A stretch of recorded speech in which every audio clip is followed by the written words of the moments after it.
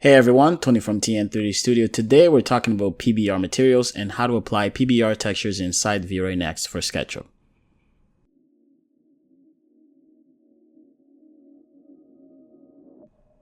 PBR or photo-based rendering is a shading method that mimics how light interacts with the surfaces in the real world in 3D space.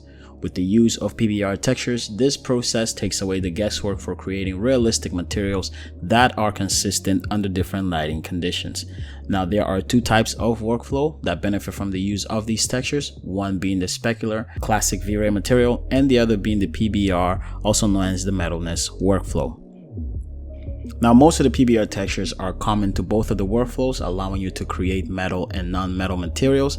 However, you will find some unique textures like the metallic and roughness maps that are unique to the Metalness workflow, and the reflection and glossiness maps that are unique to the Specular workflow. So let's get to creating some materials. We're going to create this weave metal material from Poliigon.com. There they have a lot of free textures that you can try, and you can also sign up for their premium textures. From the material option, let's create a PBR material. In previous versions of Vray, this is called the Metalness material. And this is the material composition, very simple and easy to follow. You can easily drag and drop the textures from the folder to the texture slots, or you can load them in traditionally by selecting the bitmap options. For the color parameter, here is where you can load in the albedo, base color, or the diffuse map. They may appear to be the same, but each is slightly different from the other. The albedo is your diffuse map without any shadow or highlight details. That information is stored on a separate map called the ambient occlusion, or AO for short. By merging both of these textures, you're then adding back that highlight and shadow information into the albedo map and making it the diffuse texture that most of us are accustomed to. So first, you want to load in your texture in sRGB mode.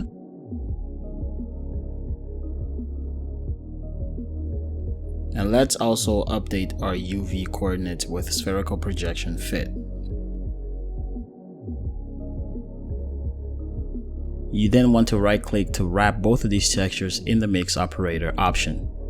Now, texture A is what you're going to see on your viewport, and texture B is where you're going to load in your ambient occlusion map in linear color space.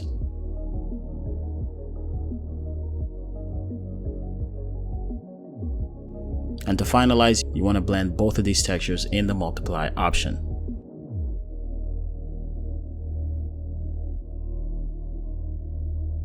Now, the Metalness parameter is one that is unique to this workflow. This map defines whether the material is a metal or a non-metal. So metal materials have a Metalness value of 1, but what you get most of the times is a white texture that's going to make our material completely reflective. Notice how there's also no reflection color parameters in this material, and that's another benefit when you use this texture. So what ends up happening is that the diffuse map is what defines the reflection colors of the metal surfaces. So to make sure this map works correctly, you want to load the metallic map in linear color space so that you can get the correct results. The next parameter is the roughness. This controls the sharpness of the reflections and works similar to the glossiness map in the Specular workflow. And both of these textures are actually just inverts of each other. This is also the most creative textures because it is here that you define the conditions and the imperfections of the materials. So enable for this to work correctly as well, you want to load this texture in linear color space. Now, if you're working with previous versions of Vray, you should be able to see the bump and displacement settings. But if you're in the current version of Vray 4.2, you have to add them from the attributes option. In fact, you also want to add the material ID because it's extremely important when you're working in post-production.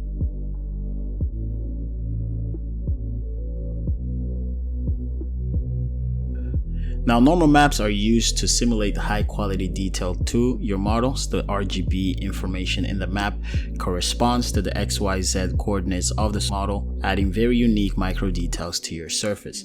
So let's load this map in linear color space and switch the bump map mode to normal map. Now, I will prioritize the normal map over the bump map, and if you get a 16-bit version of the normal map, you want to prioritize that as well because that map holds more information and will give you higher quality details.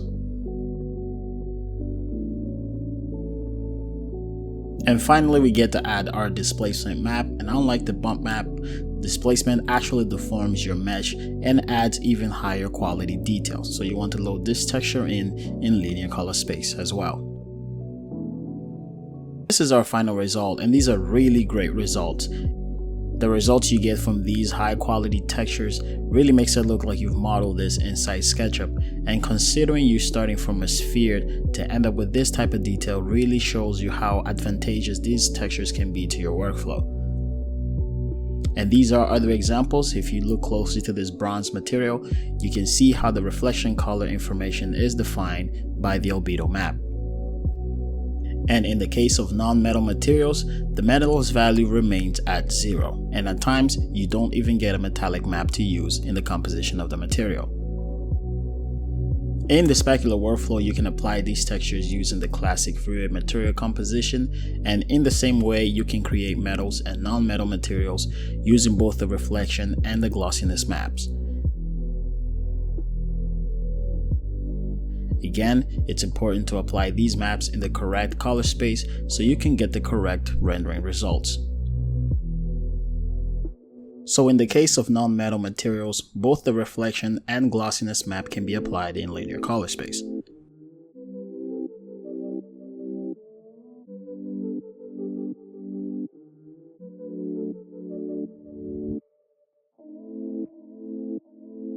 And in the case of metal materials, you have to be careful whether the reflection map should be applied in color space, because if that map contains color information, it can affect the way the reflection colors are rendered.